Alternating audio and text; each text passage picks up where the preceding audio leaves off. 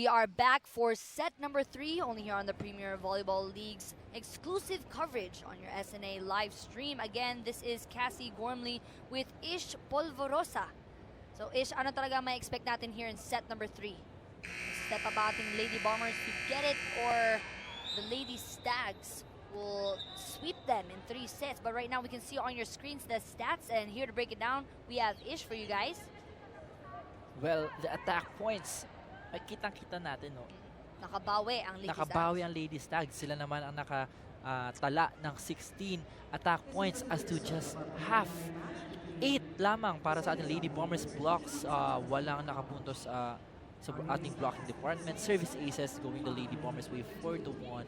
Unforced errors, dumami naman sa part ng Lady Stags. 10 dito sa set na ito, sa second set, and 8 for the Lady Bombers. But still, the Lady Stags managed to, snatch that second set against the Lady Bombers. Yes, the Lady Bombers not far behind with 8 unforced errors. Madami din. I believe I asked you before pero di ko maalala, ano yung magandang number sa unforced errors for a team in a set? In a set, you're good to go if your errors don't hit the double-digit mark. So okay na yung 8. Okay na yung 8, 9. So JRU did pretty well in set number 2, pero yun talaga, in the attacks, kulang. Kulang sa atake. So let's see here in set number 3, kailangan nilang manalo nitong set para manatiling buhay in this match. Oh, Shola Alvarez, what a hit, but Iroa still there, digging those balls. What a dive again on the side of Dalisay. Great effort on this part of the Lady Stags, and that gets them the first point here in set number 2. Pero, ang lakas ng palo there ni Shola Alvarez. It's like she can absorb the shock pressure ng kanyang mga... The chakra. Yeah. Na-absorb niya and then she just transfers it into the ball. Iba talaga ang ace libero nitong Lady Stags. Misreceive on the side of the JRU. They give a free ball. Santos with the hit. Montojo sends it to Alvarez, who tries for an off-speed attack but does not make it over the net. Free point again for the Lady Stags. It is now 2-0. Going to serve, we have Julie and Chanko.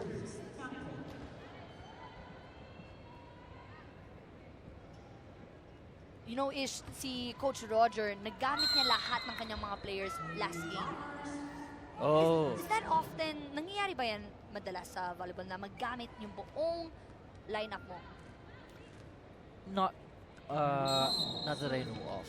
It's not usual to do that. Kasi, lalo na kung sa isang game, ang lakas ng kalaban nyo.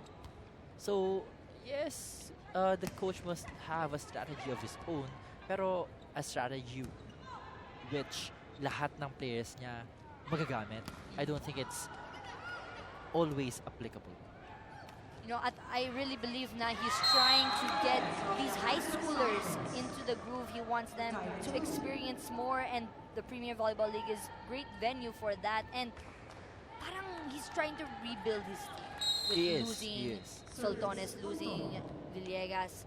These 4 high schoolers come NCAA season 94 will be ready, and I really believe that Coach Roger has his own game plan. Maybe for 5 years in advance. Hindi natin alam. For long-term, He's a very bright coach at still very relaxed on the bench. And ang tagal na ni Coach Roger sa San Sebastian. Eroa. Grabe sa habol. Great effort right there. Rivera gives it to Abuenga, but it's still alive. Back row attack from Dalisay. Alvarez, Eroa again. What a dig. And that's where it all starts, Ish, with the receive.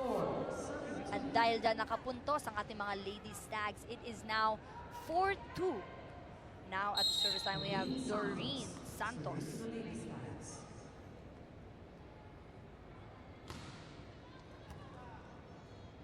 Rivera going again to Buenga. That is outside. Ish, parang nahihirapan talaga si Buenga to get those balls. Like, malakas naman. But almost all of her balls have been going outside. What is she doing wrong? The contact of the ball hindi consistent for Venga. Or maybe it's just the set also na nahihirapan din siyang adjustan. So, it really should be a team effort.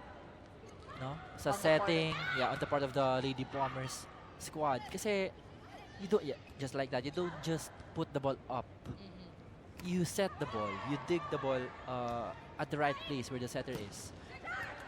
Is it more difficult for a middle blocker to adjust to a set as opposed to the opposite spikers and open spikers? It is, because the trajectory of the ball when set to a middle blocker, mas mabilis compared dun sa open hitters or opposite hitters na pwede pang mag-adjust kahit pa paano. At parang sila din yung pinaka napapagod kasi block ng block. Yeah. They're going back and forth across the net. Talagang believe talaga ako sa mga middle blockers natin dito. Kagaya niyan, si Joyce Santa Rita. What a hit. Saktong-sakto din sa kanya yung bigay ni Guillema. Just like what Ish said, it's a team effort. Start with the dig, to the setter. Perfect sets make points. Rivera goes to Alvarez. Woa sets up Dalisay, blocked at the net. Oh, smart play. Almost getting a point, but Alvarez sends it back over.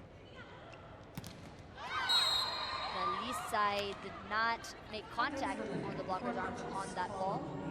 Straight to the net. 4-touch violation. Pero the last 3 sets napunta kay Dalisay. Yeah, she should be tired. She is, I think. She subbed out of this set. And ngayon, pumasok ngayon si Perez. Isa po yan sa mga high schoolers ng San Sebastian Lady Stags. They have 4 high schoolers. That is De Los Reyes, si De La Torre, si Perez. Yan, and of course si Bernillo. Yan yung second libero ng Lady Stags na yet to see playing time today. Dahil grabe talaga yung effort na binibigay ng Iroa. Dapat lang na manatili siya sa loob ng court. That's a great block right there by the team captain, Santa Rita. But she sends her serve straight to the net. Their lead is down by 2, 7-5 in this third set. I feel like yung service errors, isa sa pinakamasaklap. Tama ba, Ish? It is. Kasi at times, it can be the make or break moment of the team's momentum. When you seem to get your own momentum or your groove as a team, then bigla ang magsa-service error. Diba? Saklap. And it's like service na lang. Yeah. Dapat Wala ka ng mapasok. kalaban. It's just yourself na talagang kakalabanin mo. It's the mental toughness that you need. At yan yung nakita natin ngayon. Mental toughness ng ating mga Lady Stags. Stags. And they are up. Before we go into our first technical timeout here in set number 3, PVL will be back here after a short break. And we are back from our first technical timeout. Up by 3, we have the Lady Stags. Nanalo po sila in set number 1 and 2. Again, this is Cassie Gormley with Ish Polvorosa with me for this game. This is the last game of the day. Day 4 in the Premier Volleyball League Collegiate Conference.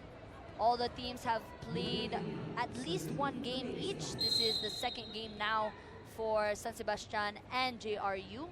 But before we get back to the game, we have some tweets for you guys.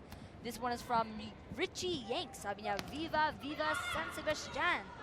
Ayan, onti na lang San Sebastian really looking like they are wanting to close out this game in 3 sets. Tingnan natin if papayag ba ang JRU. Oh, it catches the line for Perez, the high school standout for the Lady Stags. No, Ish, how does it feel? Do you ever reminisce your high school days playing with your team? Yeah. Imagine if you had this venue to play when you were in high school. Yun na nga eh. Those years were filled with, fun memories and syempre andun din yung heartbreaks kasi you get to, not win all the time.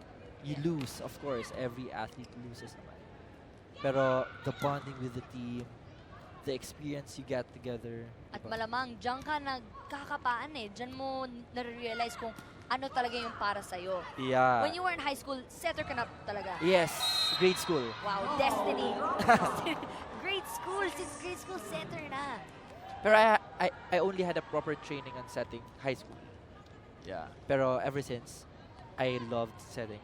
At I always ask players, what's their dream position? At halos palagi, they always say setter. Really?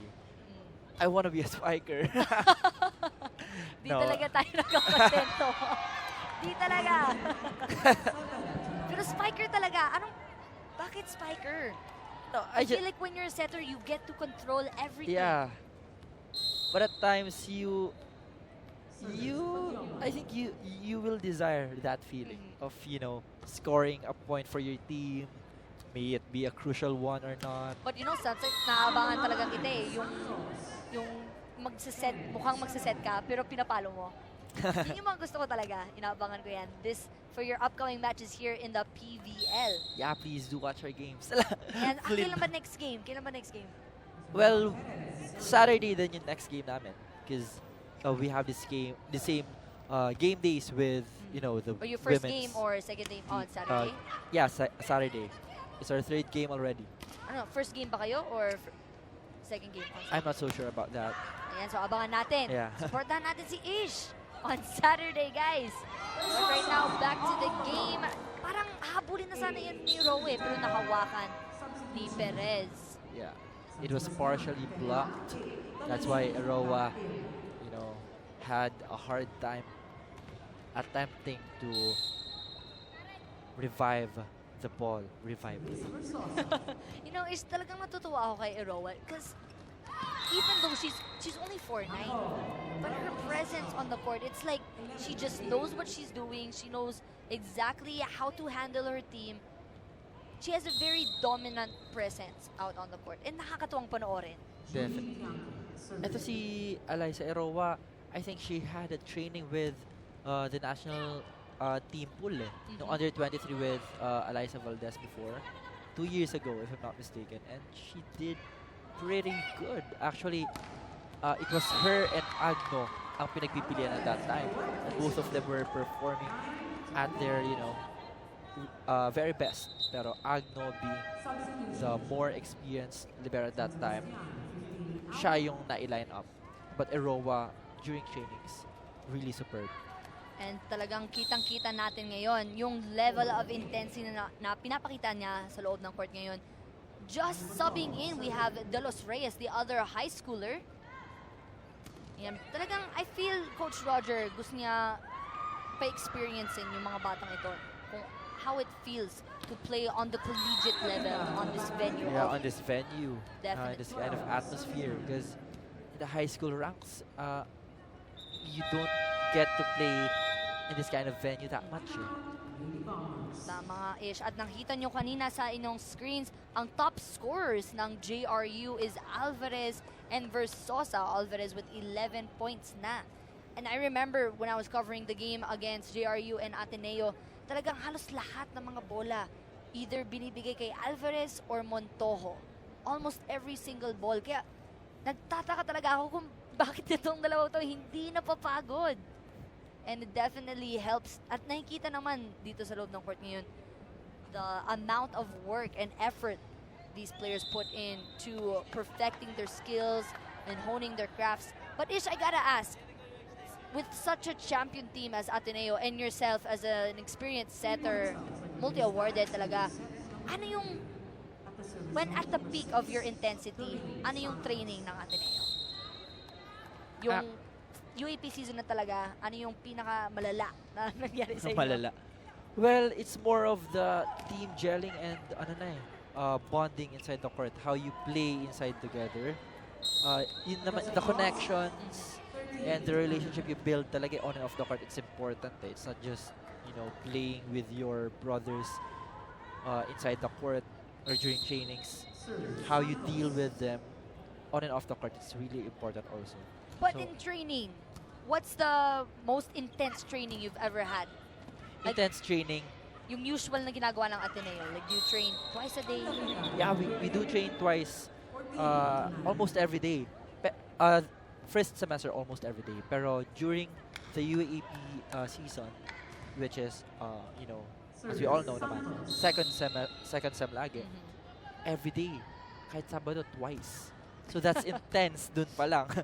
And then, ang mas intense pa dun, may trainings kami minsan na umaabot ng 4 or 5 hours.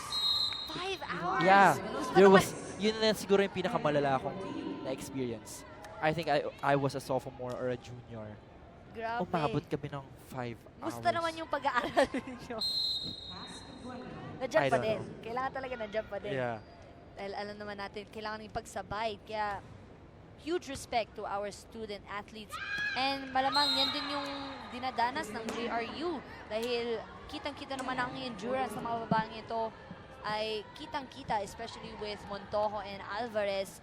Talagang bigay na bigay. The score right now, 11-14 at the service line. Right now, we have Ebuenga. Hard serve to Eroa. Hit from the back row from Santos. Sasagot si Alvarez. Eroa again. What a dig. De Los Reyes finds the spot right on the line. Saktong-sakto sa linya ng kalaban at pasok. That sends her to the service line. Kakapaso lang ni De Los Reyes kanina, which is the high schooler. Isa sa mga high schooler ng Lady Stags. Pero hindi kita sa age niya. Dahil experience naman sa loob ng court. But miscommunication there on the side of the Lady Stags.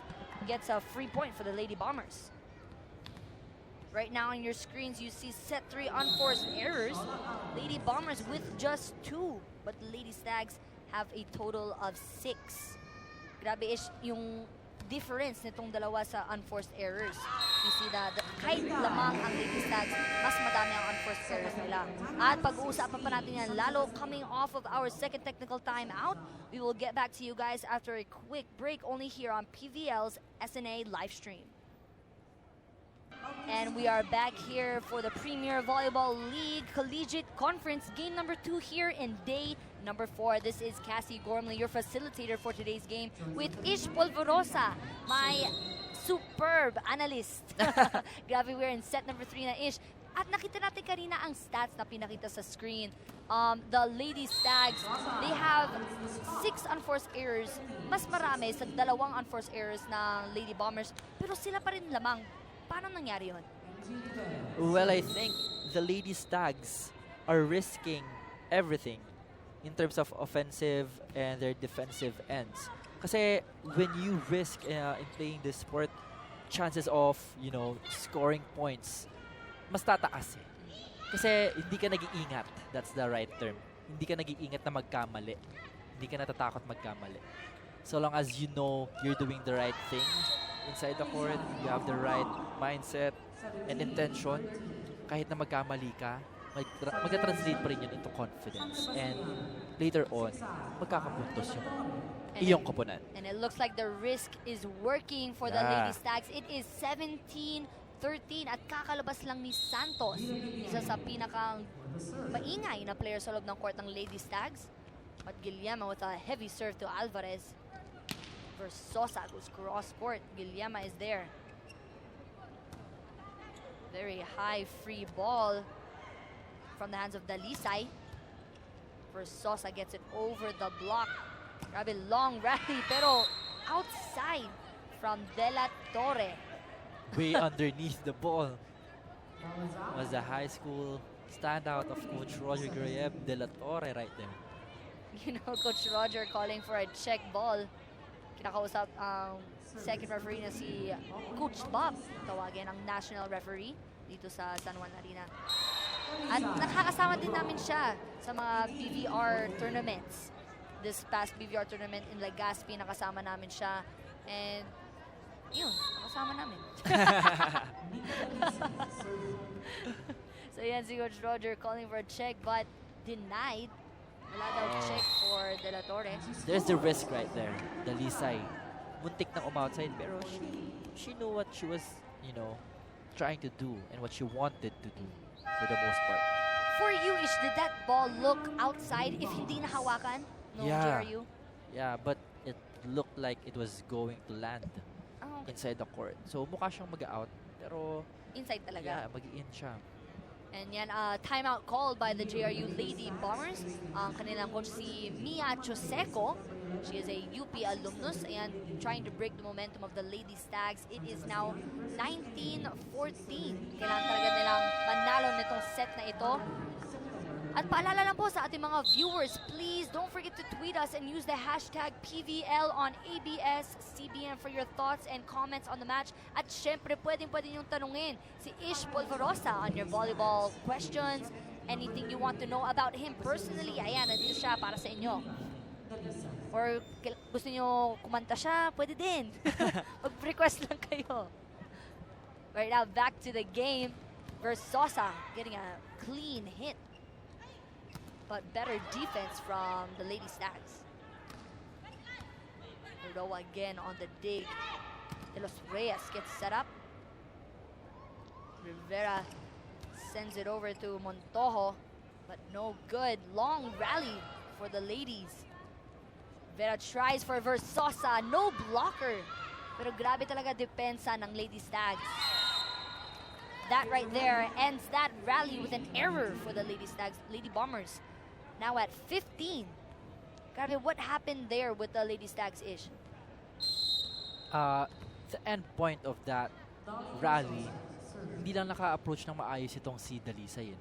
Medyo nagulat pa siya dun sa set sa kanya. She was not fully ready for that set. And you know, yung nakakatuwa sa Lady Stags, hindi sila masyadong nagpa-block. Like, Yeah. I noticed 2 balls in a row from Versosa. Wala siyang blocker. Pero they're so confident in their defense na parang They hindi are, na kailangan. Yeah.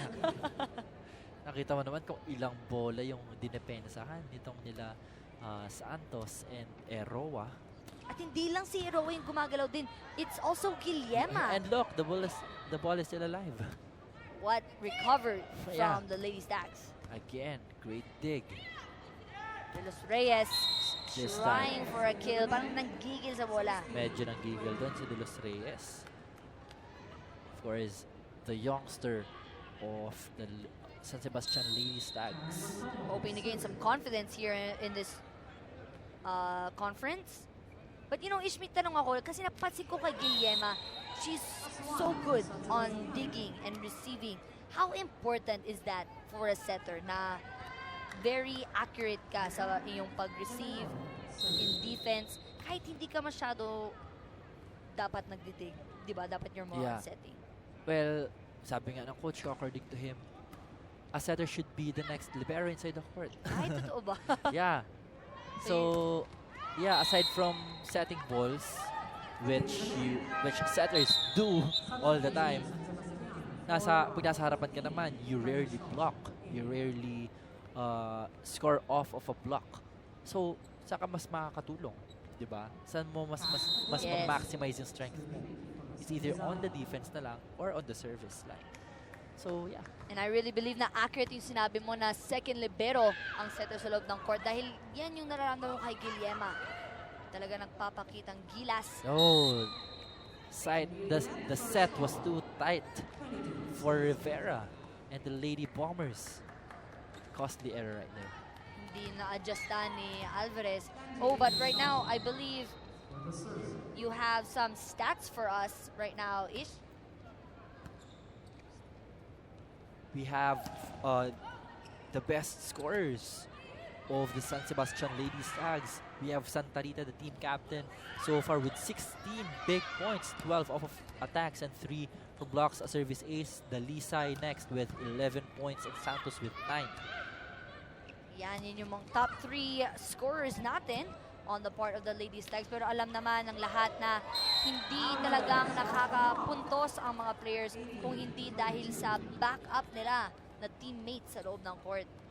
Yan yung kanilang mga receivers and of course the setter. But right now, the score is 18-22. Dikit pa rin.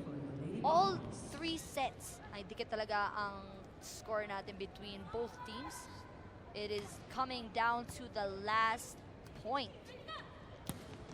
Oh, what a hit from Dalisay. She goes down the line. And yung palo niya, no, sobrang kalkulado. She knew where she wanted to go. Nakita niya yung butas sa block. Yan yung sinabi mo kanina, yung corner pockets. Yan talaga yung tinatarget. Rivera gonna go to Versosa. Very high flyer for JRU. She's gonna be a crucial member for this upcoming NCAA season. Dahil first year nga naman siya. And as we all know, JRU was 7th in the rankings last season. So, she's hoping, nakausap ko siya kanina, she's hoping na her efforts madagdag and will play a positive note para sa kanyang team. Right now, Montojo with a hard tip at the net gets a point for the Lady Bombers. It is now 2023. Ito na naman tayo, Ish. Down to the wire. Lady Stags, onti na lang matatapos na yung game, but the Lady Bombers hindi bumibigay. Guillema sets up Dalisay. Free ball for the Lady Stags, but a tough one. Had them struggling on that ball, but Dalisay, what an adjust. Ayan, but that got Coach Roger to his feet. Ayan. Medyo nagkaroon ng miscommunication sa loob ng court. Still unsatisfied sa point na yun. He was pointing out na Dalisay rather. Dapat lumabas siya doon sa court because wala na, last resort na siya.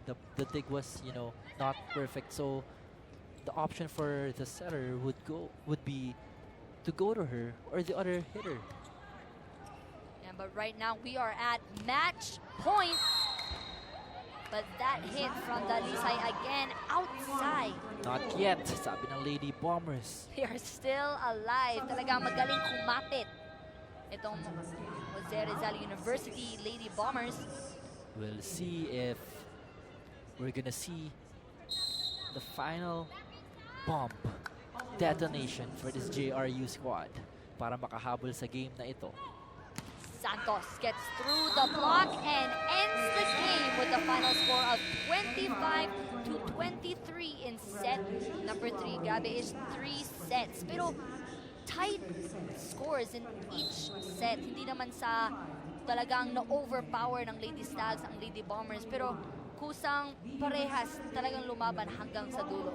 And we will be back with you guys with our player of the game after a short break, only here on Premier Volleyball League's SNA live stream. And we are back with our player of the game na si Alyssa Eroa. Kanina pa namin napag-usapan ni Ish na grabe talaga yung depensa mo throughout the entire game. Sobrang nakaka-believe. But Alyssa, I want to ask you, you got your first win here in the conference. How does it feel? Sobrang saya. Sa tingin mo nakabawi kayo from your first loss against FEU? Tsaka para nadagdagan yung kumpiyansa ng team namin ngayon. So I think Ish has a question for you. So, Alyssa, kamusta naman ang adjustment sa post-Gretchen Sultanes era? Okay naman kasi ngayon wala si Ate Gretchen. So talagang lahat mapipilitang gumawa ng gumawa at wala na yung asa-asa kay Ate Gretchen kasi nandiyan si Ate Gretchen. Tama. Ngayon, mas nako-contribute na yung bawat isa sa team. Ayan, napag-usapan namin kanina, sabi niya nga, walang go-to player na everyone is a role player. At nakita naman natin yan sa effort nyo ngayon. But before we say bye, meron ka bang gustong batiin? We are worldwide dito sa ating live stream. Hello, kala nanay, kala Adi, kay ate, kay Carlo, kay Yahiko, happy 3rd month. Ayan, baby namin yan.